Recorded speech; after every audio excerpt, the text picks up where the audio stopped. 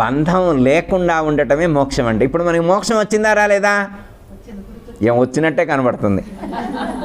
అమ్మగారు చెప్పినట్టు ప్రకారం మనకి మోక్షం వచ్చినట్టే కనబడుతుంది. మరి మనం బంధీ అయి ఉన్నామా లేదా అనే విషయం మనకి తెలియాలి. చిన్న ఎగ్జాంపుల్ కూడా చెప్తా. మనకి మోక్షం వచ్చిందా రాలేదా అనే దానికి ఎగ్జాంపుల్, ఒక మహాత్ముడు ఎగ్జాంపుల్ తీసుకుందాం. ఇప్పుడు సపోజ్ ఉదాహరణకి ఒక రమణ మహర్షి మనకు తెలుసుకమ్మా, అరుణాచలం మీరు వెళ్ళే ఉంటారు, వెళ్ళకపోతే మళ్ళీ ఒకసారి వెళ్ళండమ్మా, రమణాశ్రమానికి వెళ్ళండి. రమణ మహర్షికి సంబంధించినటువంటి బుక్స్ ఏమైనా ఉంటే తెచ్చుకోండి. పాల్ బ్రంటన్ రాసినటువంటి బుక్స్ ఉంటే అవి ఇంటి తెచ్చుకొని చదువుకోండి, చాలా బాగుంటుంది. అరుణాచలం రమణ మహర్షి, ఆయన మధురైలో వాళ్ళ చుట్టాల ఇంట్లో ఉన్నాడు. మేడ పైన ఉంటే రూమ్లో ఉన్నాడు. ఆయన ఒకరోజు పడుకుంటే ఆయనకి మరణానుభూతి కలిగింది. ఏం కలిగింది? ఏదో మరణిస్తున్నట్టుగా అనిపించింది. మరణం అందరికి వచ్చింది కమ్మ. భయపడతారా? మరి మీరు భయపడరని నేను అనుకుంటున్నాను. వేరే బయట వాళ్ళు భయపడతారు కానీ మనమైతే భయపడం. ఆయనకి ఆ అనుభూతి కలిగింది. అనుభూతి కలిగితే ఏదో పైకి పోతున్నట్టు అనిపించింది. శరీరం మొత్తం తేలికైనట్లుగా ఏదో అనిపించింది. ఏదో వింత క్రియ జరిగిందే, శరీరంలో ఒక వింత అంశం, తనకి ఒక కొత్త అనుభూతి కలిగింది. సరే ఇదేంది అంటే మరణం అంటే ఇదేనేమో అనుకున్నాడు. మరణం అంటే ఇదేమో అంటే ప్రాణం బయటికి వెళ్ళటం. మరణం అంటే ఏంటి? ప్రాణం కొద్దిగా అలా పైకి వెళ్తే ఎలా ఉంటుందో ఆ ఎక్స్పీరియన్స్ వస్తుంది. మనకంటే రాలేదు కాబట్టి తెలియదు, కానీ ఆయనకు వచ్చింది రమణ మహర్షికి. వెంటనే ఏం చేసిందంటే, ప్రాణం బయటికి పోతే ఒక అనుభూతి కలుగుతుంది కదా, ప్రాణం పోయినట్టుగా మనం ఒక ఫీల్ అయితే, అది పోతే ఇంకేముంటుందో లోపల చూద్దాం అనుకున్నాడు. ప్రాణం అనేటువంటిది వెళ్ళిపోతే ఇంకేముంటుందో చూద్దాం అనుకున్నాడు. అనుకొని ఆయనే స్తంభింపజేసిండు, ప్రాణాన్ని స్తంభింపజేసిండు. ఒక రకమైనటువంటి అనుభూతి కలిగింది ఆయనకి.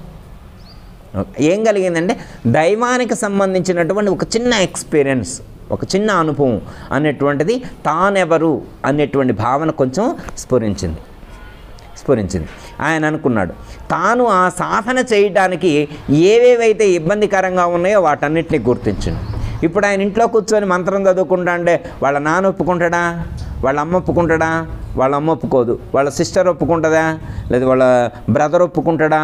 స్కూలుకు పంపేయకుండా ఉంటారమ్మా. ఇప్పుడు మనమేమన్నా అనుకో, అమ్మా నేను ఇవాళ నుంచి ఇంటి పని చేయను, అన్నం వండను, కూర వండను అని చెప్పి జపమాలు పట్టుకొని కూర్చున్నాం అనుకోండి, నేను రోజు ఏం చేయను కూర్చున్నాం అనుకో, ఊరుకుంటారు ఇంట్లో వాళ్ళు? ఊరుకోరు అమ్మ. పుట్టింటికి పంపిస్తారు మమ్మల్ని అయితే ఊరుకోరు. ఇక ఇంకా మాకు హార్డ్గా ఉంటాయి శిక్షలు, మీకన్నా తక్కువ ఉంటాయి ఏమో కానీ జెంట్స్. అర్థమైన పరిస్థితి. అంటే మనం అలా చేయకూడదు. ఎందుకంటే వివాహం కానప్పుడు ఒకటి, వివాహం అయిన తర్వాత ఒకటి. ఎట్లా అంటే ధర్మం ఏమని చెప్పిందంటే అమ్మా, ఒకవేళ మనం సన్యాసం తీసుకోవాలంటే, అంటే గృహస్థ ధర్మాన్ని విడిచిపెట్టాలి అంటే, ఒక పెళ్ళైనటువంటి తరువాత గృహస్థ ధర్మాన్ని విడిచిపెట్టాలంటే కుటుంబ సభ్యులు పర్మిషన్ తీసుకోవాలి. ఫస్ట్ ఎవరు పర్మిషన్ తీసుకోవాలో? జంట అయితే భార్య పర్మిషన్ తీసుకోవాలి. ఎందుకు అంటే, ధర్మేచ అర్థేచ కామేచ మోక్షేచ నాతిచరామి అని చెప్పి ప్రమాణం చేశాం కాబట్టి, నా ప్రాణం పోయేటువంటి చివరి క్షణంలోనైనా కానీ అవసరమైతే ప్రాణాన్నైనా నిన్ను విడిచిపెట్టను, ప్రాణాన్నైనా వదిలిపెడతా కానీ నిన్నైతే నేను విడిచిపెట్టను అని చెప్పి ప్రమాణం చేసినాం. వేద మంత్రాల సాక్షిగా, అగ్ని సాక్షిగా, పంచభూతాల సాక్షిగా చాలా చెప్తారు కదా సినిమాల్లో అయితే, ఆ డైలాగులన్నీ అనుకోండి. అయితే ఏంటంటే, నిన్ను నేను విడిచిపెట్టను, ఎలాంటి ఎన్విరాన్మెంట్, ఎలాంటి పరిస్థితులను విడిచిపెట్టను అని చెప్పి ప్రమాణం చేశాం కాబట్టి ఫస్ట్ భార్య పర్మిషన్ తీసుకోవాలి. తర్వాత కొడుకులు ఉంటారు, కూతుర్లు ఉంటారు, వాళ్ళ పర్మిషన్ తీసుకోవాలి. వాళ్ళు ఒప్పుకుంటే చాలు, మనం సన్యాసం స్వీకరించవచ్చు. ఓకే, అర్థం. ఇప్పుడు రమణ మహర్షి ఇంకా పెళ్లి కాలేదు కాబట్టి ఆ ప్రాబ్లం లేదు. రమణ మహర్షికి పెళ్లి కాలేదు కాబట్టి ఆ ప్రాబ్లం లేదనమాట. లేడీస్ అయితే భర్త పర్మిషన్ తీసుకోవాలా, కొడుకులు పర్మిషన్ తీసుకోవాలా, ఫ్యామిలీ మెంబర్స్ భర్త వాళ్ళు ఒప్పుకుంటే ఓకే. సేమ్ ఇదే ప్రాసెస్. భార్య కూడా అదే 3 మంత్రాలు చెప్పింది. ధర్మేచ అర్థేచ కామేచ నాతిచరామి అని చెప్పింది. భర్తే కాదు, భార్య కూడా చెప్పింది. భార్య కూడా సేమ్ తీసుకోవాలన్నమాట. అర్థమైందమ్మా? వాళ్ళు పర్మిషన్ ఇస్తే ఓకే. ఇంక ఈ ప్రపంచం మొత్తం ఆమోదించక్కల్లా. ఆ ఇంటోళ్ళు ఈ ఇంటోళ్ళు ఎవరైనా తిట్టుకున్నా మనకి సంబంధం లేదు. వీళ్ళు ఇస్తే మనం ధర్మంగా ఫాలో అయినట్టు, మన ధర్మాన్ని ఫాలో అయినట్టు. ఓకే, ఇది అర్థమైందిగమ్మా. అంటే ఏంటంటే, మోక్షాన్ని అంటే మనల్ని ఎవరు బంధించారు అనే దానికి చెప్తున్నాను అనమాట. ఇప్పుడు రమణ మహర్షి ఇంట్లో నుంచి బయటకు వచ్చిండు. ఎక్కడికి వచ్చిండు? బయటకంటే అరుణాచలం వచ్చిండు. మదురై నుంచి ఎక్కడికి వచ్చిండు? అరుణాచలం వచ్చిండు. అరుణాచలం వచ్చి అరుణాచలం టెంపుల్ సరౌండింగ్స్లో చెట్టు కింద కూర్చొని ధ్యానం చేసేవాడు. బ్రాహ్మణ బాలుడు అనేటువంటి పేరుతో అతను పిలిచారు చిన్నప్పుడు. ఓకే, ఇంకా మళ్ళీ ఇంటికి వెళ్ళాలి ఆయన. ఇప్పుడు ఏ బంధాన్ని విడిచిపెట్టిండు? అదిగో ఆ బంధాన్ని ఆయన విడిచిపెట్టిండు. రమణ మహర్షి ఆ బంధాన్ని విడిచిపెట్టినట్టు ఎలా తెలుసు? వచ్చిండు. మళ్ళా వెళ్ళమంటే వెళ్ళలేదు. మళ్ళీ వాళ్ళ తర్వాత తెలుసుకొని వాళ్ళ ఫ్యామిలీ మెంబర్స్ వచ్చి రమ్మంటే ఇక నేను రానన్నాడు. మళ్ళీ రమ్మంటే నేను రానన్నాడు. అర్థమైందా? బంధము నుండి విడుదల. రమణ మహర్షి ఇంటికాడి నుంచి వచ్చి అరుణాచలం వచ్చిండు. మళ్ళీ ఇంటికి రమ్మంటే ఇంటికి వెళ్ళలేదు. మళ్ళీ ఇంటికి వెళ్ళమంటే వెళ్ళలేదు. ఏంటని అర్థం? బంధాన్ని తెంచుకున్నాడు అని అర్థం. బంధం లేదు ఆయనకేం లేదు, బంధం లేదు. వాళ్ళందరూ బంధువులని వాళ్ళు అనుకోవచ్చు, కానీ ఆయనకు లోపల లేదు. ఆయన లోపల చెరిపేసిండు. ఆయన మనసులో ఆ బంధాన్ని చెరిపేసిండు అనమాట. ఆయన లోపల చెరిపేస్తుంది, మనం కూడా లోపల చెరిపేయాలన్నమాట ఆ బంధం. ఇప్పుడు మనం పోచంగూడి కాడికి వచ్చినాం ఇంటికాడి నుంచి. మళ్ళీ మనం ఇంటికి వెళ్తామా వెళ్ళమా అంటే మనకి బంధం ఉందా లేదా అంటే ఇంకా మనకి మోక్షం రాలేదని మనకి తెలుస్తుంది. ఓకే, అంటే మనకు మోక్షం వచ్చింది రాదు అనే విషయం ఎలా తెలుస్తుంది అంటే రమణ మహర్షి అరుణాచలం వచ్చాక మళ్ళీ ఇంటికి వెళ్ళలేదు. మనం ఇంటికాడి నుంచి వచ్చాక మళ్ళీ ఇంటికి వెళ్తున్నాం. అంటే ఇప్పుడు ఇంటికి వెళితే మోక్షం రాలేదు. ఎగ్జాంపుల్ చెప్పా, మనకు అర్థం కావడం కోసం ఒక ఐడియా చెప్పా అన్నమాట. కానీ మనం ఇక్కడికి వచ్చిన తర్వాత ఇంటికి వెళ్ళేప్పుడు లోపలైనా చెరపాలి, బయట చెరపడానికి కుదరకపోయినా కానీ. అర్థమైందమ్మా? అంటే గురువుగారు మన ఇంటికి వెళ్ళిన తర్వాత ఈ ఆప్యాయతలు, ప్రేమలు, అనురాగాలు, బంధాలు ఇవన్నీ మరి ఉండకూడదా? ఇవన్నీ ఉండొద్దా అంటే బయటికి ఉండొచ్చు కానీ లోపల ఉండకూడదు. బయటికి ఉండొచ్చు కానీ లోపల ఉండకూడదు. లోపల నిరాసక్త భావన ఉండాలి. లోపల ఈ యొక్క వ్యామోహాలేమీ కూడా ఉండకూడదు. మనం బయటికి ముడులు వేసినట్టు బయటికి ముడి వేసుకొని ఉన్నట్టు కనిపించినా కానీ లోపల ముడి లేకుండా ఉండాలి. ఎగ్జాంపుల్ ఒకటి చెప్తా. ఎట్లా అంటే సపోజ్ లోపల ముడి వేయకూడదు. లోపల ముడి విప్పాలా, బయట ముడి వేసినట్టు కనబడాలా, జనానికి నటించాలన్నమాట. అంటే మనం దేనికి కనెక్ట్ అయ్యలేము. అంటే మనకు మోక్షం వచ్చింది అంటానికి ఎగ్జాంపుల్ చెప్తున్నాను అనమాట. మనం లోపల ఎంత ఫెయిర్గా ఉండాలి, ఎంత దృఢంగా ఉండాలి, ఎంత ధీరత్వంతో ఉండాలి అనే దానికి ఎగ్జాంపుల్ చెప్తూ ఉన్నాను అనమాట. ఇప్పుడు సపోజ్ ఉదాహరణకి మీ ఇంటి యజమాని బ్యాంక్ కాడికి వెళ్ళి డ్రా చేసుకొని వచ్చిన అమౌంట్ అప్పట్లో 2000 రూపీస్ నోట్స్, 2000 రూపీస్ నోట్స్ తీసుకొచ్చి ఆ టేబుల్ మీద పెట్టి వెంటనే వాష్రూమ్కి వెళ్ళాడు. సరే స్నానం చేసి వస్తా అని చెప్పి వెళ్ళాడు. ఇంతలోకే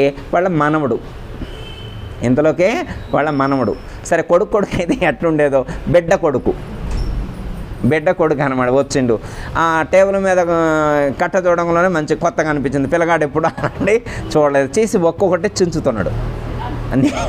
ఆ పిల్లగాడు నిలువుగా అడ్డంగా చించుతున్నాడు నోట్లు.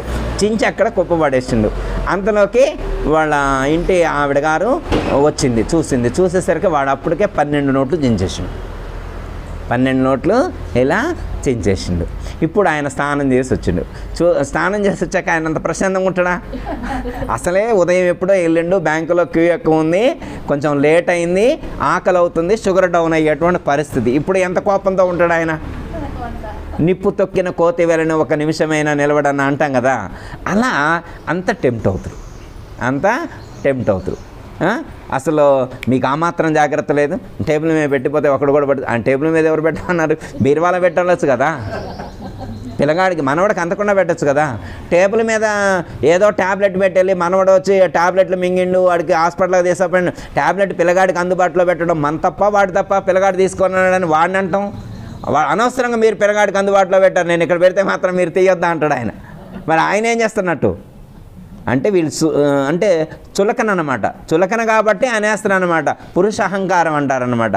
వీళ్ళు తీయటమేంటి, ఆయన తీయలేడా? ఆయన ఏం పెద్ద పని చేస్తున్నాడు? ఆయన వచ్చి టీవీ చూస్తుంటాడు అంతే, ఏం చేయడు ఆయన కూడా. వీళ్ళని అంటాడు అంటే తనను తాను నిందించుకోలేక ఫ్రస్ట్రేషన్ తోటి వీళ్ళని అంటాం అనమాట. ఏం చేస్తున్నారు మీరు? పొద్దుగూకులు ఏం చేస్తారు? ఆ మాత్రం అన్నం కూర వండటమేగా అంటాడు. అది అంత తేలిక అర్థమైందమ్మా? అన్నం కూర వండడం ఎంత కష్టం అనేటువంటిది ఆయనకు తెలియదు కదా.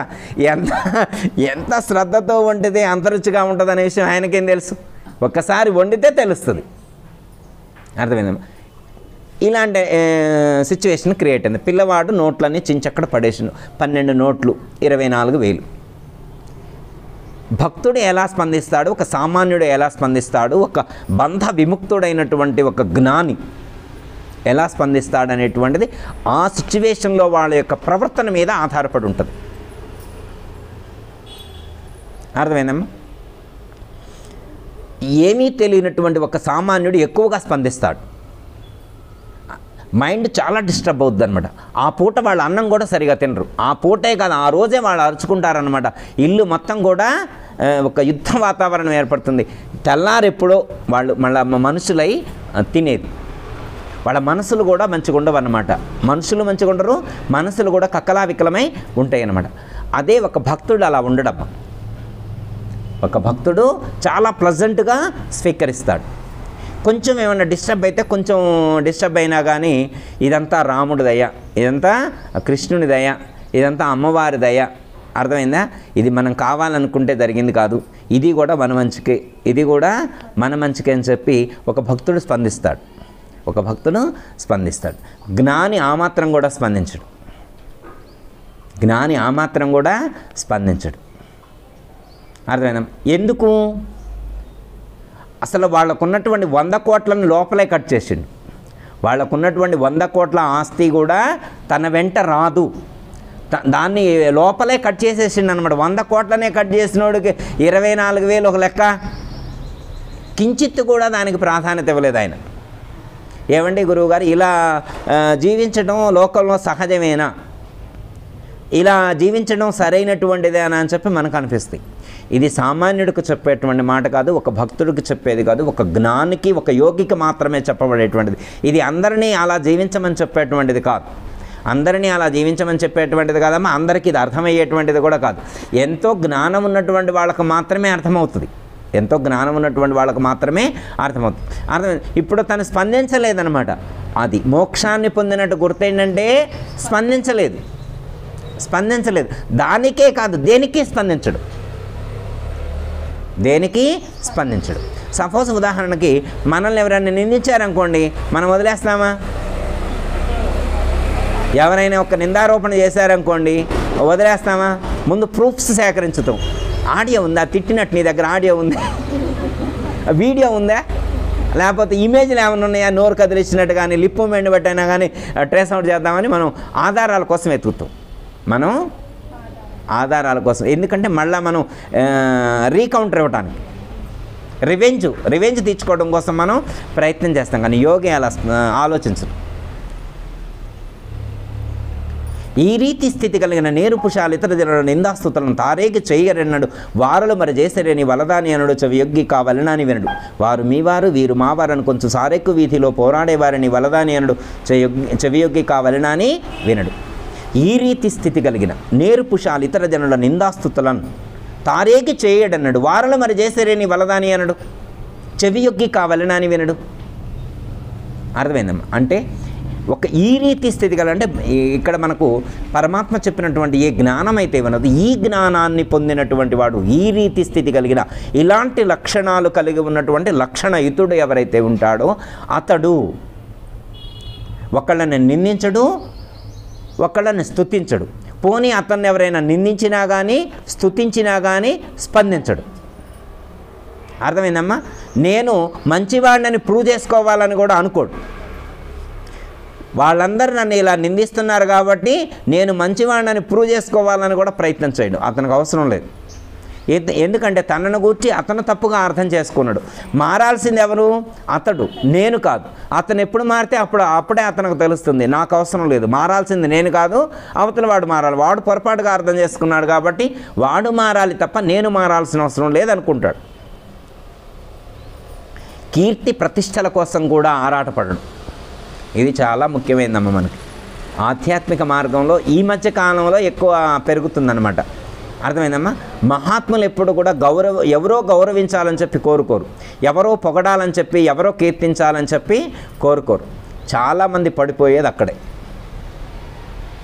ఇప్పుడు సపోజ్ అంతెందుకమ్మ నేను వచ్చి ఇక్కడ ఉపన్యాసం చెప్తున్నాను అనుకో, ఎవరో వచ్చి గురువుగారికి అసలు ఉపన్యాసం సరిగ్గా చెప్పడం రాదుగా అంటాడు. ఇట చెప్పడం ఏంటి, ఇట్నైనా చెప్పేది అన్నారు అనుకోమ్మ, నేనేం స్పందించను, నేనేమి ఫీల్ అవును. ఎందుకు ఫీల్ అవును? ఇది వారి అనుగ్రహం.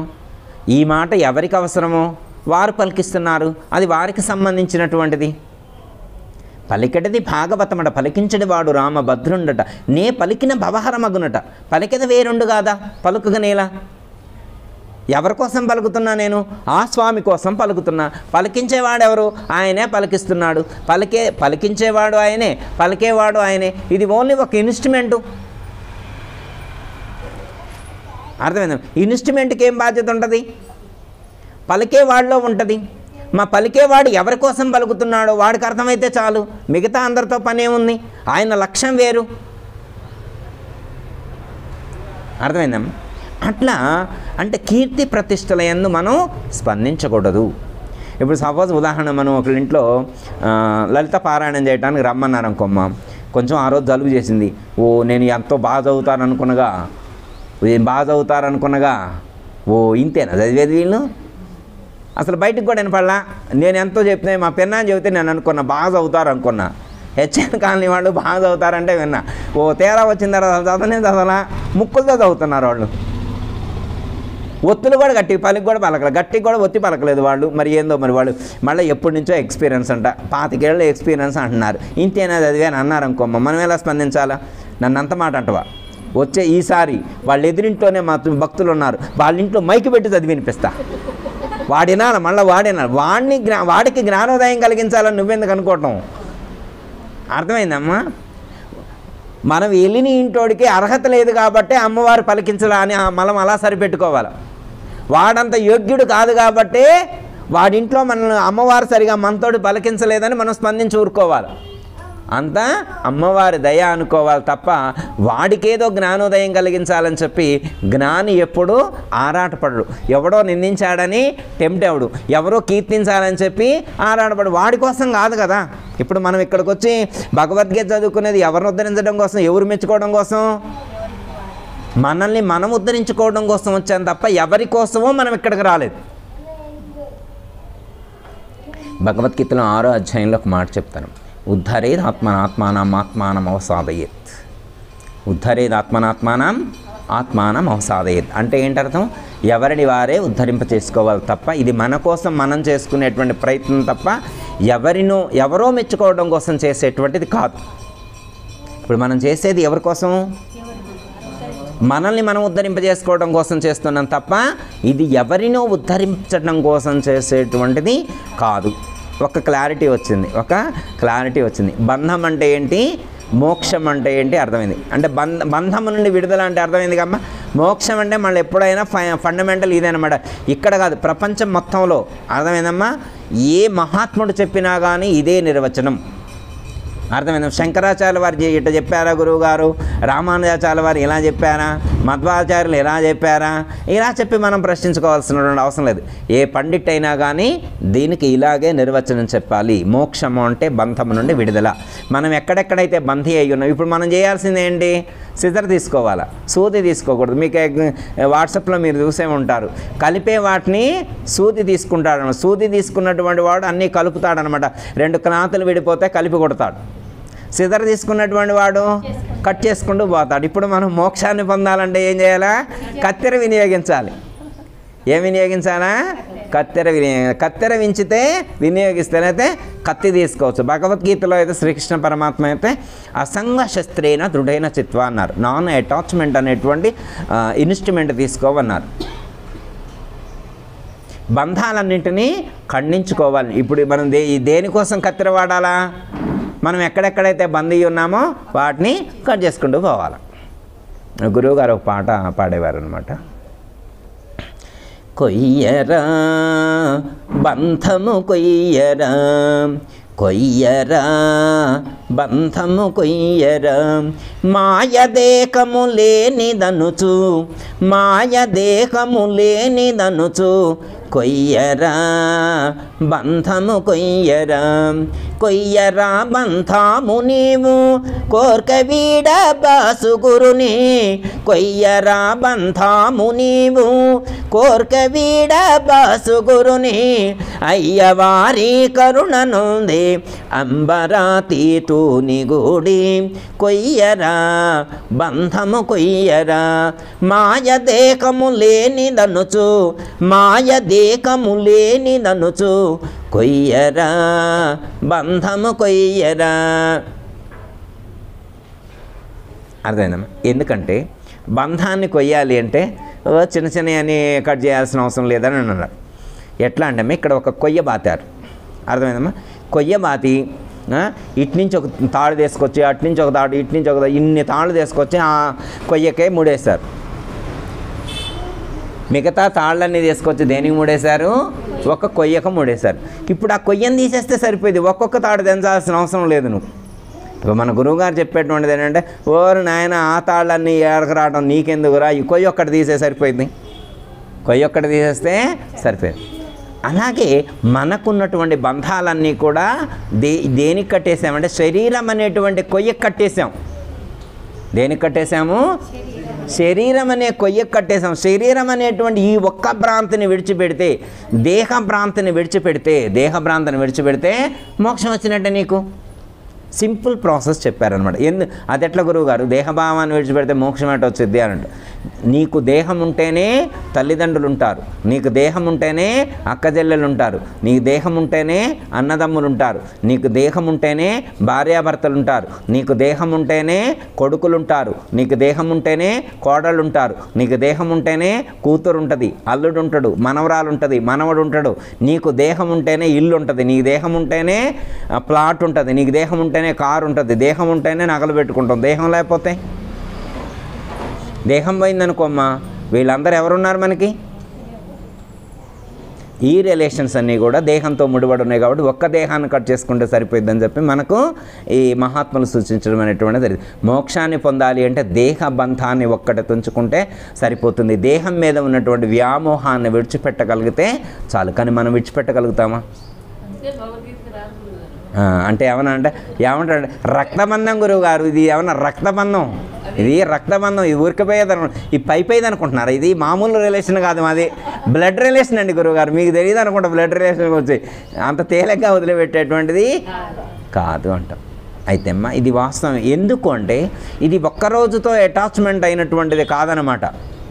ఈ తల్లిదండ్రులతో కానీ, ఈ అక్కచెల్లెలతో, ఈ అన్నదమ్ములతో, ఈ భార్యతో, ఈ భర్తతో, ఈ పిల్లలతో, వీళ్ళందరితో ఉండేటువంటి రిలేషన్ ఇప్పుడే వచ్చినటువంటిది కాదు, అనేక జన్మల నుండి క్యారీ అవుతున్నటువంటిది.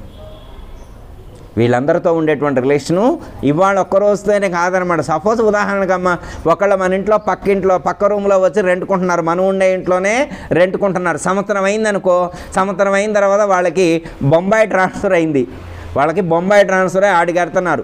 ఒక సంవత్సరం పాటు మన పక్కింట్లో ఉన్నోళ్ళు, మన ఇంట్లో లేరు, వాళ్ళు మన ఇంట్లో కూడా లేరు, పక్కింట్లో ఉన్నోళ్ళే వెళ్తుంటేనే మనం ఎంతో ఫీల్ అవుతాం. పెన్నామ అప్పుడే వెళ్తున్నారా, ఇంకో సంవత్సరం ఉంటే బాగుండేది, ఇంకో 2 సంవత్సరాలు ఉంటే బాగుంటుందని. అంటే ఎంత బాండింగ్ ఏర్పడింది అంటే పక్క రూములో రెంట్కుండే వాళ్ళకే మనకు అంత బాండింగ్ ఉంటే, మరి ఒక 10 సంవత్సరాల రిలేషన్ ఉంటే, అదే ఒక 50 సంవత్సరాల రిలేషన్ ఉంటే ఎంత బాండింగ్ ఉంటుంది. అలాగే ఒక 10 జన్మల పాటు బాండింగ్ ఉంటే ఎంత స్ట్రాంగ్గా ఉంటుంది బాండింగు. అర్థమైందమ్మా? ఇలా ఉన్నప్పుడు విడిచిపెట్టడం అంతా తేలిక కాదు. అందుకే మనం ఈ బంధాన్ని విడిచిపెట్టాలంటే చాలా ఇబ్బందికరంగా ఉంటుంది. అంత తేలికగా విడిచిపెట్టలేం. ఇల్లు అంత తేలిక వదిలిపెడతామా? భార్య పిల్లలను వదిలిపెడతామా? పోనీ కాదమ్మా, 100 రూపాయలు మర్చిపోతేనే, ఎక్కడైనా మర్చిపోతేనే నిద్ర పట్టట్లా. ఆ రోజు ఇన్ని కోట్లు ఒకేసారి మర్చిపోతారా? కళలో కూడా మర్చిపోలేము. నిద్రపోతున్నా కానీ కట్టలన్నీ గుర్తుకొస్తుంటాయి. ఎవరెవరు ఎంత ఇవ్వాలన్నది లోపల మర్చిపోవు. ఎవరైనా నాకు 10 లక్షలు ఇవ్వాలని నేను డేట్ మర్చిపోయి అనగలరా? ఆ నోట్ ఎక్కడో పెట్టి మర్చిపోయాను అనగలుగుతారమ్మా? 10,000 ఇచ్చినోడే మనం మర్చిపోం, గుర్తుంచుకుంటాం. ఇంకా 10 లక్షలు ఇచ్చినోడిని మర్చిపోతామా? డేట్తో సహా చెప్తాం. ఆ రోజు ఎవరెవరు ఉన్నారో అన్నీ కూడా గుర్తు చేస్తామన్నమాట. టీ ఇచ్చింది కూడా గుర్తు వస్తుంది అనమాట. ఆ వచ్చిన వాళ్ళు ఎవరెవరు ఎలా డ్రెస్ వేసుకున్నారో కూడా చెప్తాం అనమాట. 10 లక్షలు ఇచ్చేప్పుడు అంత క్లారిఫికేషన్ ఉంటుంది అనమాట. అర్థమైందమ్మా? మరి 10 లక్షలు వదిలిపెట్టిపోవడానికే ఇంత కష్టమైతే అర్థమైందమ్మా? మరి జన్మల నుండి ఉండేటువంటి ఈ సంబంధాన్ని విడిచిపెట్టడం అంత తేలిక కాదు అని మనకు సూచించటం అనేటువంటిది జరిగింది. ఇప్పుడు బంధం అంటే మోక్షం అంటే అర్థమైంది. బంధము నుండి విడుదలయే మోక్షము. అర్థమైంది. త్రాయతే మహతో భయత్ అంటే మరణ భయం నుండి విడిపిస్తాను అన్న. మరణం అనేటువంటిది మనకు ఒక భయంగా ఉండదు, మనకి ఒక బాధ అనేటువంటిది ఉండదు. ఎవరికంటే జ్ఞానికి. జ్ఞాని దాన్ని బాధలాగా ఫీల్ అవడు. మీరు వినే ఉంటారమ్మా, శంకరాచార్యుల వారు శివానంద లహరి ఎప్పుడన్నా పేరు విన్నారమ్మా? శంకరాచార్యుల వారు రచించారు శివానంద లహరి.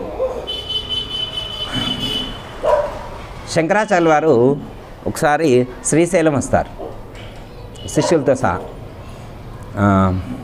శ్రీశైలం టెంపుల్కి ముందే వస్తారనమాట. ఒక చోట బస్ చేస్తారు ఉంటే అక్కడ శిష్యులకి బోధ చేస్తూ ఉంటారు. అక్కడ ఒక శైవ తాంత్రికుడు ఉంటాడు. శ్రీశైలంలో ఒక శైవ తాంత్రికుడు ఉంటాడనమాట. ఆయనకి కొన్ని సిద్ధులు కావాలని చెప్పి ఎప్పటి నుంచో తహతహలాడుతూ ఉన్నాడు. కొన్ని సిద్ధులు ఉంటే బాగుంటుందని చెప్పి ఆలోచిస్తూ ఉంటాడు.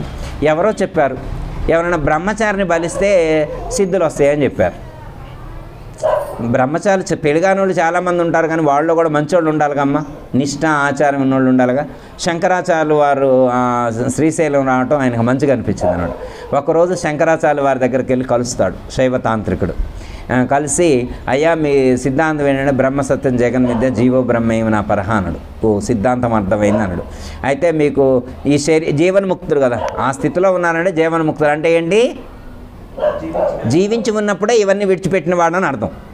జీవించి ఉన్నప్పుడే చుట్టూ ఉన్నటువంటి బంధాలన్నింటినీ కత్తిరించుకున్నాడు అని అర్థం. కత్తిరవాడిని కదా ఇందాక, అన్నీ విడిచిపెట్టాడు. శంకరాచార్యుల వారు కూడా సేమ్ మహాత్ముడు కదా, ఆ స్థితిలో ఉంటాడు కదా. అప్పుడు శంకరాచార్యుల వారిని అడుగుతాడనమాట, స్వామి మరి ఈ స్థితిలో ఉన్నటువంటి మీకు ఈ శరీరం అవసరమా అన్నాడు. ఈ స్థితిలో ఉన్నటువంటి మీకు ఈ శరీరం అవసరమా అన్నాడు. నాకేం అవసరం లేదు అన్నాడు. నాకు ఇంకా మళ్ళీ ఈ శరీరం ఉండాలా, రేపుడు దాకా జీవించాలనే థాట్స్ నాకేం లేవు, నేను ఎప్పుడూ ముక్త స్థితిలోనే ఉన్నా, దీంతో నాకు అవసరం లేదు. మరి దాన్ని నాకు ఇచ్చుకుంటారా అన్నాడు. ఏ నాయన అన్నాడు. అంటే దాన్ని నాకు ఇస్తావా అన్నాడు. ఏ నాయన అన్నాడు. నేను కొన్ని సిద్ధులు పొందాలనుకుంటున్నా, మరి బ్రహ్మచారిని బలిస్తేనే నాకు ఆ సిద్ధులు వస్తాయంట, అందుకని ఇప్పుడు మీకైతే అట్లా అవసరం లేదుగా, మీరు మోక్షాన్ని పొందారు కాబట్టి మీకు అట్లా ఆ శరీరం అవసరం లేదు, నాకు ఇస్తే నా పని తీరిద్ది అంటాడు. మరి అసలు తీసుకో అంటాడు. బలిస్తా అంటే ఇచ్చుకుంటాడు. మనమైతే ఏలు కూడా ఇవ్వనుకోండి, ఆయన వేస్తే ఇస్తానండి శంకరాచార్యుల వారు. సరే వెళ్ళేప్పుడు ఒక మాట చెప్తాడు, మా శిష్యుడు ప్రథమ శిష్యుడు పద్మపాదుడు కంట పడకుండా వెళ్ళండు. పద్మపాదుడు కంట పడకుండా నువ్వు వెళ్ళే విషయం అతనికి తెలియకూడదు, నువ్వు ముహూర్తం పెట్టుకున్న తర్వాత నాకు ఒకసారి గుర్తు చేయి, ఆ టైంకి నేను అక్కడికి వచ్చేస్తాను, నువ్వు బలిచ్చుకోవచ్చు అంటాడు. మామూలు వాళ్ళు అనగలరమ్మా? అనలేదు. శంకరాచార్యుల వారు కాబట్టి అలా అన్నారు. సరే ఓకే అన్నారు. ఇద్దరే అండర్స్టాండింగ్ కుదిరింది.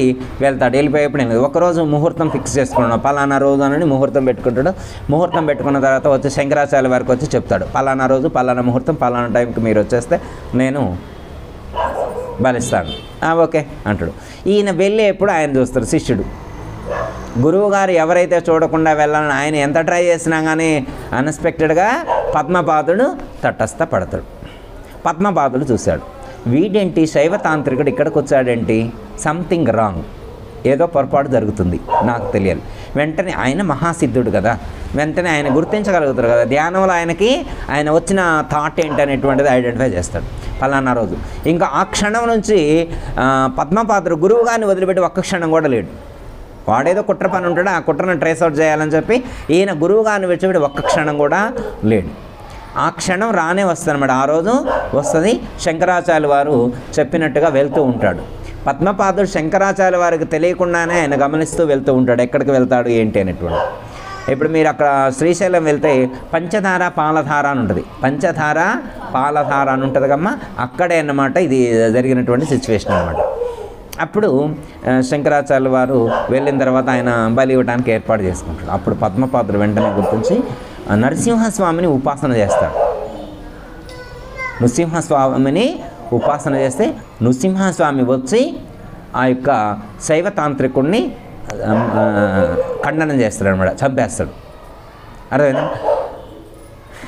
శైవ తాంత్రికుడిని చంపటం వల్ల పద్మపాదుడికి శిష్యుడికి బ్రహ్మహత్యాపాతక దోషం వచ్చిందనేటువంటి ఉద్దేశంతో శిష్యుడికి వచ్చినటువంటి బ్రహ్మహత్యాపాతకం దోషం పోవటానికి శంకరాచార్యులు వారు ఆ పంచదార పాలధార ఆ ప్లేస్లోనే కొంత కాలం తపస్సు చేసి అక్కడే శివానంద లహరి అనేటువంటి స్తోత్రాన్ని రచించడం అనేటువంటిది జరిగింది. ఓకే, అంటే బంధాన్ని తెంచుకోవడం. జీవన్ముక్తి అంటే మనం పొందామా అనుకుంటాం, మనం అనుకోవడం అంటే మహాత్ముల చరిత్రను మనం పఠించినప్పుడు ఎలా ఉంటుంది, జీవన్ముక్త స్థితిని పొందినటువంటి వాళ్ళు ఎలా ఉంటారు అంటే పూర్తి స్థాయిలో దేహభావాన్ని విడిచిపెట్టి ఉండగలగాలి అనేటువంటిది ఇక్కడ ఇంటెన్షన్ అనమాట. ఓకే, అర్థమైంది కమ్మా? అంటే ఇప్పుడు శంకరాచార్య వారికి మరణిస్తానే భయం ఉందా? మరి శంకరాచార్య వారిని ఉపాసన చేసే వాళ్ళందరికి కూడా ఉండదా ఆ భయం? ఇప్పుడు శంకరాచార్య వారికి ఆ భయం లేదు. మరి శంకరాచార్య వారు చెప్పినటువంటి మార్గంలో ప్రయాణించేటువంటి అద్వైతంలో ప్రయాణించేటువంటి వాళ్ళకు కూడా ఆ భయం ఉంటుందా ఉండదా? అంటే ఉంటుంది అంటే ఉంటుంది, ఉండదు అంటే ఉండదు. ఎట్లా అంటే ఆ స్థితిని పొందినటువంటి వాళ్ళకు ఉండదు, ఆ స్థితిని పొందలేదనుకోండి ఉంటుంది. కాకపోతే వాళ్ళు ఇంకా ఆ మార్గంలో అనుయాయులే నడుస్తూ ఉంటారు, అడుగులు వేస్తున్నారు అని అర్థం. అంతేగాని ఇంకా ఆ స్థితికి చేరుకోలేదని అర్థం. లక్ష్యం అల్టిమేట్ ఏంటంటే ఆ స్థితికి చేరుకోవాలి. అంటే దేహభ్రాంతిని విడిచిపెట్టాలి, దేహభావాన్ని విడిచిపెట్టగల, దేహభ్రాంతిని విడిచిపెట్టినటువంటి వాడు ఆ స్థితికి చేరుకుంటాడు అనేటువంటిది శంకరాచార్య వారి యొక్క ఈ ఉదంతం ద్వారా మనం గుర్తించవచ్చు. అంటే త్రాయతే మహతో భయాత్ అని పరమాత్మ ఈ 40వ శ్లోకంలో చెప్పిన దాని ఇంటెన్షన్ అంటే మహాభయాన్ని దాటుతాడు, మహాభయాన్ని విడిచిపెడతాడు. మనం అలా మహాభయాన్ని అంటే మరణ భయాన్ని కూడా అధిగమించేటువంటి ప్రయత్నం చేయగలం. ఇక మరణ భయాన్ని అధిగమించినటువంటి వాడికి ఇంకా నిశ్చింత అన్నమాట. ఎంత స్థిరత్వంతో ఉంటాడు మీరు విన్నారో లేదో, వినే ఉంటారేమో అనుకుంటున్నాను నేను. అలాంటి యోగులు ఎలా ఉంటారు అంటే స్థాణువు వలె ఉంటారు అని చెప్పారు. ఒకటి ఎలా ఉంటారు? స్థాణువు అంటే రాయిలా ఉంటారు. ఇంకా మీరు వినే ఉంటారు బాలోన్మత్త పిశాచి వలె ఉంటారన్నారు. వాళ్ళ యొక్క చేష్టలు, జ్ఞానుల యొక్క చేష్టలు ఎలా ఉంటారంటే బాలుడు వలె ఉంటుంది వాళ్ళ చేష్ట అన్నారు. బాలుడు వలె ఉంటుందంటే ఏంటి? ఇప్పుడు చిన్నపిల్లవాడు ఇందాక 2000 రూపాయల నోట్లు దించాడు అన్నాం కదా. ఇప్పుడు పిల్లవాడు ఏమైనా ఫీల్ అయ్యాడు 2000 రూపాయలు చించినప్పుడు? వామ్మో 2000 పోయింది, 2000 పోతుందని ఏడుస్తూ చించుతురా? వాడు చించడం వల్ల ఒక ఆనందాన్ని పొందాడు, చించడం వల్ల ఒక ఆనందాన్ని పొంది. అంటే బాలుడు రూపంలో ఉంటుంది. జ్ఞాని కూడా స్పందించడం అనమాట, దేనికి కూడా నిరంతరం ఆనందంతో ఉంటాడు. చిన్న పని చేసిన ఆనందంగానే ఉంటాడు, పెద్ద పని చేసిన ఆనందంగానే ఉంటాడు. ఉన్మత్తుడు అంటే ఒక సైకలాజికల్ ఇన్బ్యాలెన్స్ చేసేటువంటి వాడు, అంటే సైకలాజికల్ ఇన్బ్యాలెన్స్ ఉన్నవాడు ఎలా ఉంటాడో అలా ఉంటాడంట జ్ఞాని. సైకలాజికల్ ఇన్బ్యాలెన్స్ ఉన్నటువంటి వాడు ఎలా ఉంటాడంటే మనం రోడ్ల మీద చూస్తూ ఉంటాం. అంటే మానసిక వికలత్వం కలిగినటువంటి వాడు. అర్థమైందమ్మా? రోడ్డు మీద వెళ్తూ ఉన్నాడు, వాడికి చొక్కా ఉండదనమాట, వాడు స్నానం కూడా చేయడు, వాడు తలకాయ కూడా దూకోడు. వాడు ఏమైనా ఫీల్ అవుతాడా? నేను స్నానం చేయలేదు, నాకు షర్ట్ లేదు, నేను హెయిర్ స్టైల్ సరిగా లేదు, నేను పౌడర్ వేసుకోలేదు, నేను బొట్టు పెట్టుకోలేదు అని అనగలుగుతారా? వాడికి ఆ ఫీల్ లేదు. మనం సినిమా హాల్కి వెళ్ళామనుకో అమ్మ, ఆ టికెట్లు తీసుకునేదాన్ని వెళ్ళేప్పుడు వచ్చేప్పుడు చొక్కా చినిగిందనుకో, వీడు ఎంత ఫీల్ అవుతారు ఇంటికి రావడానికి? నా చొక్కా చినిగింది, నా చొక్కా చినిగింది, దాన్ని కవర్ చేసుకోవడం, టవల్ కొనుక్కోవడం, మీద కప్పుకోవడం. మీరు ఆకాశం అంత సినిమా చూసారమ్మా? చూడలేదు. అంటే ఒక చిన్న ఇన్సిడెంట్ అనమాట. వాళ్ళ కూతురు అంటే ప్రాణం తండ్రికి, ప్రకాష్ రాజ్ అనమాట. కూతురు వెళ్తూ ఉంటే ఒక బెగ్గర కనిపిస్తాడు అనమాట. బెగ్గర కనిపిస్తే తండ్రిని పిలిచి వాడు షర్ట్ ఇప్పి బెగ్గరకి ఇప్పిస్తాడు అనమాట.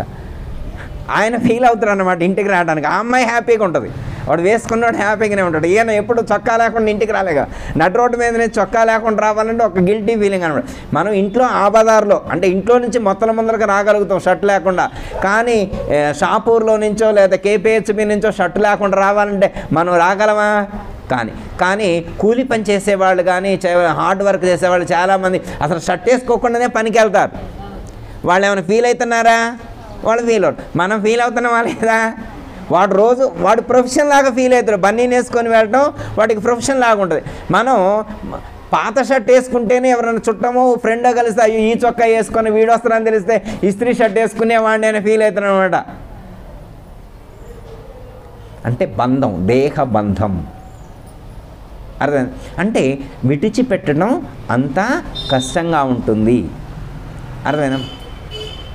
అంటే ఈ చిన్న చిన్న వాటిని విడిచిపెట్టడానికే ఇంత గిల్టీ ఫీల్ అయితే మనం ఎలా? అర్థమైనా? అంటే ఈ శ్లోకంలో చెప్పింది ఇంకొక వాక్యం చెప్పి కంక్లూడ్ చేస్తామా.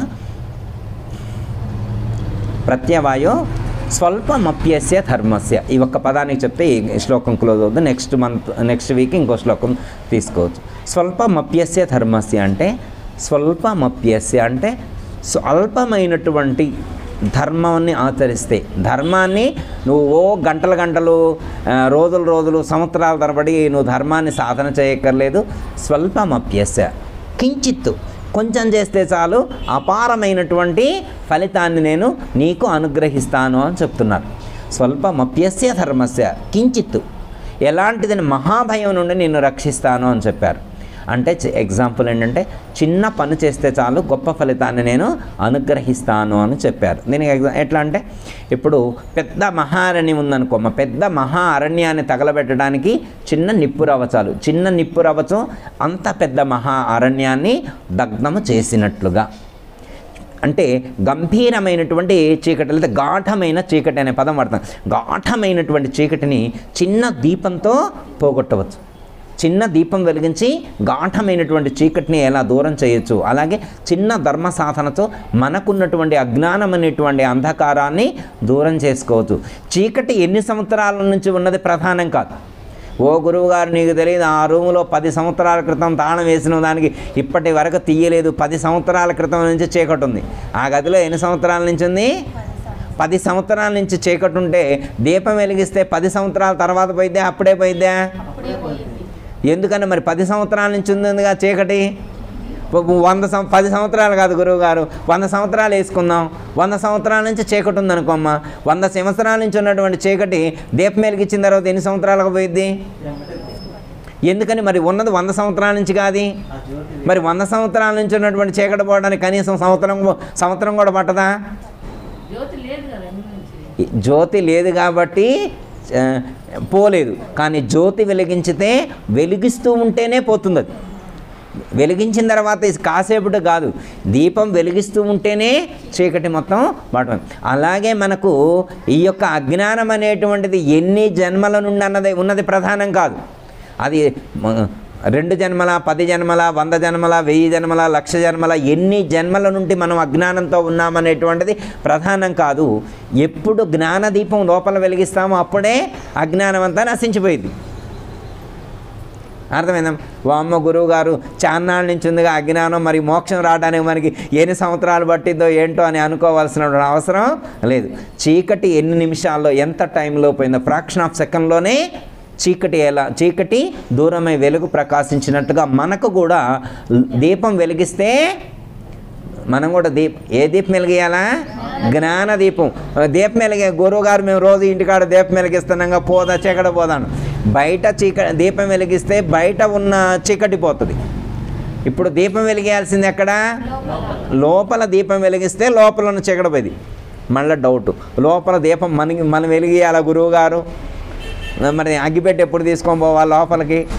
మరి కార్తీక మాసంలో పోవాలంటారా? ఏదో ఉత్తర ద్వారంలో నుంచి పోవాలన్నా అట్లా పోవాలా?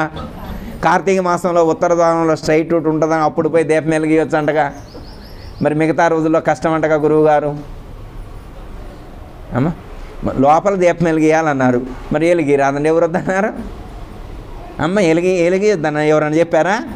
వెలిగిస్తే చీకటి పోయింది అంటున్నారుగా. అనేక జన్మల నుండి మనకు చెప్తారమ్మా, మీరు వినే ఉంటారు గురుగీతలు. అనేక జన్మ సంప్రాప్త కర్మబంధ విదాకినే జ్ఞానానావల ప్రభావేన తస్మై శ్రీ గురవే నమః అని చెప్పారు. అనేక జన్మ సంప్రాప్త అంటే అనేక జన్మల నుండి సంప్రాప్తింపబడినటువంటి కర్మబంధ విదాకినే అంటే కర్మబంధాలనేటువంటి కట్టెలు. అనేక జన్మల నుండి సంప్రాప్తింపబడినటువంటి కర్మలనేటువంటి కట్టెలు ఏవైతే ఉంటాయో జ్ఞానానావల ప్రభావేన జ్ఞానం అనేటువంటి అగ్నికణం చేత భస్మీభూతం అవుతాయి. అలా భస్మీభూతం చేసేటువంటి అట్టి గురువుకు నమస్కరించుచున్నాను. అగ్గిపెట్టె గురువు గారు ఇవ్వాలట. అర్థమైందమ్మా? అగ్గిపెట్టె ఎవరి దగ్గర ఉంటుంది? గురువు గారి. అగ్గిపెట్టె అంటే అగ్గిపెట్టె అని కాదమ్మా, లోపల దీపం గురువు గారు వెలిగేయటం అని కాదు. దీపం ఆల్రెడీ వెలుగుతూనే ఉంది. దీపం ఆల్రెడీ వెలుగుతూనే ఉంది. మనం దీపం వెలిగించుకోవాల్సిన అవసరం లేదు. మనం చేయాలి. దీపం మనం వెలిగియాలా? ఆల్రెడీ ఆయన ఎప్పుడో వెలిగించాడు. మనం పుట్టినప్పుడే ఆయన లోపల వెలిగించాడు. కాకపోతే లోపల దీపం వెలుగుతుందనే విషయం మనకి తెలియదు. అందుకే బయట దీపం పెడుతున్నాం. బయట దీపం ఎందుకు వెలిగిస్తున్నాం? రోజు ఫండమెంటల్ ఏంటి? స్నానం చేయంలోనే ముందు దీపం వెలిగేయాలి. ఎందుకు దీపం వెలిగిస్తామంటే లోపల ఆయన వెలిగించిందనే విషయం తెలియక. అర్థమైందమ్మా? లోపల ఆయన వెలిగించిన విషయం నీకు తెలిస్తే బయట వెలిగిపోయినా ఏం కాదు. అంటే సాటిస్ఫాక్షన్ ఉండదు కాబట్టి తెలిసినా కానీ బయట కూడా వెలిగిస్తారు. ఎందుకంటే చుట్టూ ఉన్నోళ్ళైనా తెలుసుకోవాలనే ఉద్దేశంతో మీరు యోగులు కానీ జ్ఞానులు ఉన్నారనుకోమో వాళ్ళు ప్రత్యేకించి ఈ విధులన్నీ పాటించవలసిన అవసరం లేదు. ఎందుకంటే వాళ్ళు ఆల్రెడీ రీచ్ అయ్యారు. అక్కడికి రీచ్ అయ్యారు కాబట్టి వాళ్ళకి అవసరం లేదు. మనం ఇంకా రీచ్ అవ్వలేదు కాబట్టి మహాత్ములు కూడా మన కోసం వెలిగిస్తారు. మనకు ఆ జ్ఞానాన్ని కలిగించుకోవడం కోసం లోక కళ్యాణార్థం మహాత్ములు కూడా వాళ్ళకి ఎలాంటి అవసరం లేకున్నప్పటికీ కూడా మన కోసం మనతో కలిసి అడుగులు వేస్తున్నట్టుగా ఉంటారు. కానీ ఇవన్నీ వాళ్ళకి అవసరం లేదు. వాళ్ళు ఎప్పుడో రీచ్ అయ్యారనమాట, గోల్ రీచ్ అయ్యారు. అర్థమైందమ్మా? ఇప్పుడు మనకేం చెప్తున్నారు? దీపం లోపల వెలుగుతుందని చెప్పారు. నువ్వేమీ వెలిగించుకోవాల్సిన అవసరం లేదు. మరి దీపం లోపల వెలిగితే గురువుగారు కనపడాలిగా. మరి వెలిగినప్పుడు కొద్దిగైనా లైటింగ్ రావాలిగా. కొద్దిగైనా లైటింగ్ రావాలంటే చుట్టూ మసి పట్టుందంట. దీపానికి చిమ్నీ ఉంటుంది కమ్మా, చిమ్నీకి మసి పట్టుంది. మసి తుడిస్తే కనపడిద్దంట లైటింగ్. అంటే లోపల ఉన్నటువంటి వెలుగు కనిపించనంత మసి పట్టిందంట.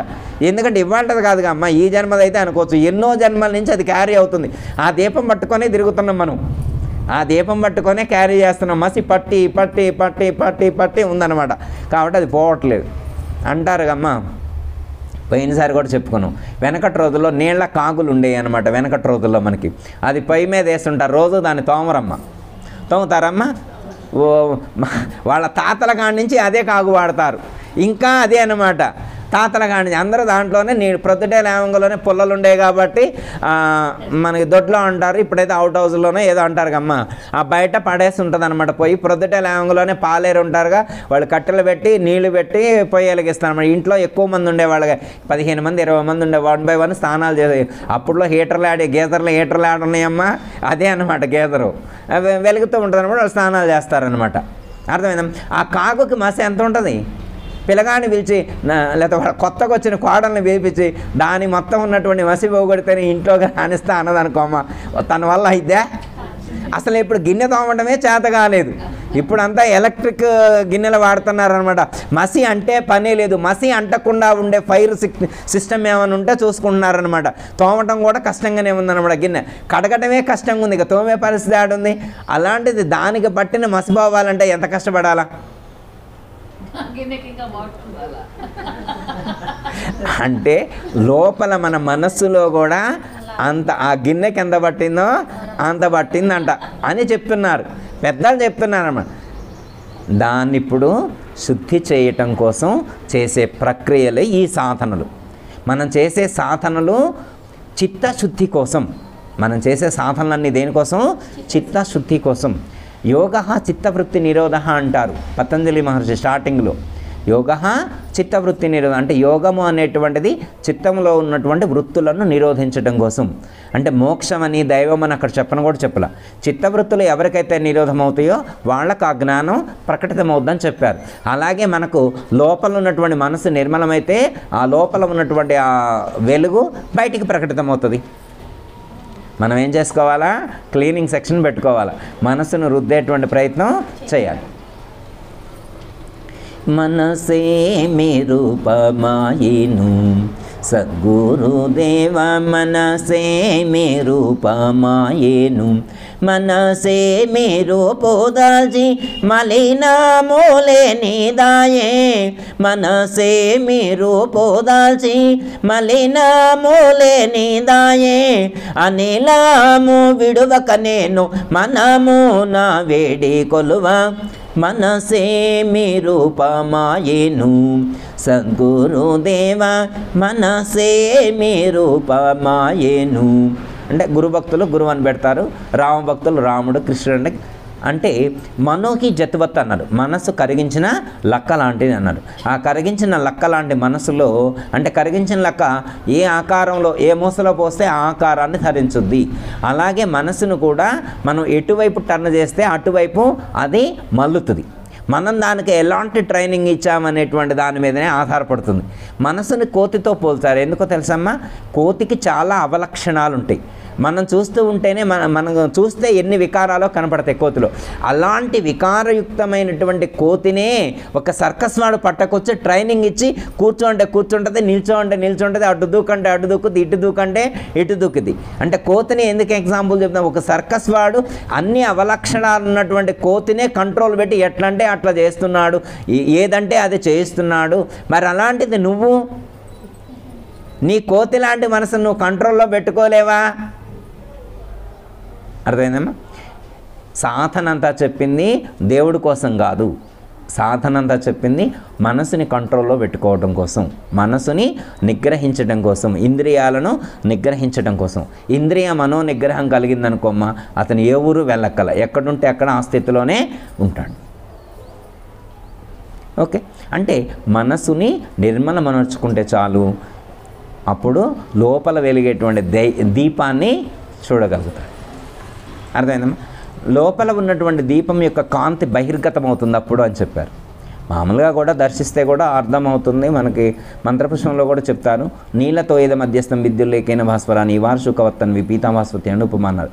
అంటే వరిగింజ ఎంత మొన ఎంత ఉంటుంది, వరిగింజ ఎంత ఉంటుందమ్మా అదే చిన్నగా ఉంటుంది, దాని మొన ఎంత ఉంటుంది, ఇంకా దాంట్లో ఇంకా అత్యంత సూక్ష్మ భాగమైనటువంటి భాగం ఎంత ఉందో అంత సూక్ష్మ భాగం, అంత రంధ్రం మనకు ఉందంట, ఒకటి అంతరంధ్రం ఒకటి ఉందంట. ఆ రంధ్రంలో నుంచి ఆత్మ యొక్క ప్రకాశం బయటకు వస్తుంది. ఆత్మ యొక్క ప్రకాశం బయటకు వస్తుంది. నువ్వు అక్కడికి వెళ్ళి చూస్తే ఆ రంధ్రంలో నుంచి నువ్వు దాన్ని ఆ యొక్క స్వరూపాన్ని దర్శించవచ్చు అని చెప్పి మంత్రపుష్పంలోనే చెప్పారు. దాన్ని గుర్తించే ప్రయత్నమే ఇది. అంటే ఆల్రెడీ లోపల కాంతి ఉంది, దాని కాంతి బహిర్గతం అవుతుందని చెప్పి మంత్రపుష్పంలో చెప్పారు. వరికిందంత మొనే ఉంటుంది, అత్యంత తక్కువ ప్రమాణంలోనే ఆ రంధ్రం ఉంటుంది, అందులో నుండి బయటకు వస్తుంది అన్నారు. అంటే మిగతా అంతా వస్తుంది కానీ ఇప్పుడు చెవుల్లో నుంచి, ముక్కులో నుంచి, నాలుకలో నుంచి, నోట్లో నుంచి రావట్లేదంటే అన్నిట్లో, అన్ని శరీరంలో ఉన్నటువంటి అన్ని భాగాల్లో నుండి కూడా ఆ యొక్క చైతన్యం ప్రకటితమవుతుంది, కానీ అన్ని భాగాల్లో నుంచి మనం గుర్తించలేం. సపోజ్ ఉదాహరణకి ఈ స్పీకర్ కాడ కరెంట్ ఉండదా, ఫ్యాన్ కాడ ఉండదా, మరి ఫ్యాన్ కాడ కనపడుతుందా ఉన్నట్టేమన్నా, కానీ బల్బు కాడ కరెంట్ అంటే ఇట్లా ఉంటుందని మనం దేన్ని చూసి చెప్తాం, బల్బుని చూసి చెప్తామా, ఫ్యాన్ చూసి చెప్తామా, మైకును చూసి చెప్తామా, మైకును చూసి చెప్తామా, వాషింగ్ మిషన్ చూసి చెప్తాం, గ్రైండర్ను చూసి చెప్తాం, దేన్ని చూసి చెప్తాం, లైట్ని చూసి చెప్తాం. కరెంట్ అంటే ఇలా ఉండొచ్చేమో అని చెప్పి మనం ఆ లైట్ పెట్టాం కాబట్టి లైట్ని తెల్ల లైట్ పెడితే ఎట్లా కనపడింది, బ్లూ లైట్ పెడితే, రెడ్ లైట్ పెడితే, ఇప్పుడు ఇంతకీ కరెంటు ఎర్రగా ఉంటుందా, తెల్లగా ఉంటుందా, బ్లూ రంగులో ఉంటుందా, గ్రీన్ రంగులో ఉంటుందా అంటే ఏం చెప్తాం? అది ఏ రంగులో ఉంటుందో తెలియదు, కానీ మనం పెట్టిన బల్బును బట్టి ఆ రంగు మనకి కనబడుతుంది. అర్థమైందమ్మా? అసలు దానికంటూ రంగు లేదు. కరెంట్ అనే దానికి రంగు లేదు, రూపము లేదు. రంగు రూపం ఎట్లయితే కరెంటుకు లేదు, కానీ అది మనం ఎలాంటి రంగుతో కూడి ఉన్నటువంటి బల్బును పెడతామో ఆ రంగులో కనిపిస్తూ ఉంటుంది. అలాగే దైవానికి కూడా రంగు లేదు, రూపం లేదు. మనం పెట్టినటువంటి ఆ బల్బును బట్టి, ఆ ఉపాధిని బట్టి ఆ చైతన్యం అనేటువంటిది ప్రకటితం అవుతుంది. ఇది గుర్తిస్తే చాలు. స్వల్పం అప్యస్య ధర్మస్య అంటే చిన్న సత్కర్మ చేస్తే గొప్ప ఫలితాన్ని పొందుతారు. అంటే మనకి పత్రాన్ని సమర్పించినందుకు రుక్మిణీదేవి, పుష్పాన్ని సమర్పించినందుకు గజేంద్రుడికి, ఫలాన్ని సమర్పించినందుకు శబరిమాతకు, నీళ్లు సమర్పించినందుకు రంతిదేవుడికి, అటుకులు సమర్పించినందుకు కుచేలుడికి, ఇలా మనం పురాణాల్లో కానీ భాగవతంలో కానీ చరిత్రలు మనం పఠించినప్పుడు కొంచెం చిన్న చిన్న సత్కర్మలే చేశారు, గొప్ప ఫలితాన్ని పొందారు. వాల్మీకి ఏమైనా పెద్ద లెంతి స్తోత్రాలు చదివిండా? రామ అనేటువంటి 2 అక్షరాల మంత్రాన్ని చదివాడు. తనకున్నటువంటి అనేక జన్మల నుండి ఈ జన్మలో చేసినటువంటి పాపాలన్నీ పోగొట్టుకున్నాడు. నువ్వు ఎంత పెద్ద మంత్రం చదువుతున్నావన్నది ప్రధానం కాదు, ఎంత శ్రద్ధతో చదువుతున్నావన్నది ప్రధానం. నువ్వు ఏది దానం చేస్తున్నావన్నది ప్రధానం కాదు, ఎంత శ్రద్ధతో ఎంత భక్తితో చేస్తున్నామనేటువంటిదే ప్రధానం. అదే చెప్తాను, స్వల్పమప్యస్య ధర్మస్య. చిన్న సత్కర్మ చేసినప్పటికీ కూడా, చిన్న మంత్రానుష్ఠానం చేసినా, చిన్న ధ్యానం చేసినా, చిన్న పూజ చేసినా చాలు, నేను నిన్ను మహాభయం నుండి నిన్ను రక్షిస్తాను అని సూచించడం అనేటువంటి జరిగింది. కాబట్టి మనందరం కూడా పరమాత్మ చెప్పినటువంటి పద్ధతిగా ఆ అనుష్ఠానాన్ని భక్తి శ్రద్ధలతో చేసి వారి యొక్క అనుగ్రహాన్ని పొందేటువంటి ప్రయత్నం చేద్దాం, జన్మరహిత స్థితిని పొందేటువంటి ప్రయత్నం చేద్దాం. అలాంటి స్థితి మనకు కలిగించమని చెప్పి ఆ పరమాత్మనే ప్రార్థిస్తూ అలాంటి శక్తిని, అలాంటి సామర్థ్యాన్ని, అలాంటి బుద్ధి బలాన్ని ప్రసాదించమని చెప్పి ఆ శ్రీకృష్ణ పరమాత్మకు అమ్మవారికి ప్రార్థిస్తూ సెలవు. జయ తల సద్గురు ప్రభు మహారాజుకు జై, శ్రీకృష్ణ పరమాత్మకు జై, గీతా మాతాకు జై, పోచం అమ్మవారికి జై. జయ తల సద్గురు ప్రభు మహారాజుకు జై. అందరికీ జై గురు. మరిన్ని ఆధ్యాత్మిక రహస్యాల కోసం అచల బోధ, ఆత్మబోధ, భగవద్గీత, అలాగే పండుగల్లో దాగిన అర్థాలు, అంతరార్థాల కోసం మరియు యోగము, ధ్యానము మొదలైన అనేక ఆధ్యాత్మిక తెలుగు ప్రవచనాల కోసం క్రింద ఉన్నటువంటి రెడ్ కలర్ సబ్స్క్రైబ్ బటన్ను క్లిక్ చేయండి. అలాగే ప్రక్కనే ఉన్నటువంటి గంట సింబల్ను నొక్కండి. అలాగే ఈ వీడియో మీకు నచ్చినట్లయితే లైక్ చేయండి మరియు షేర్ చేయండి.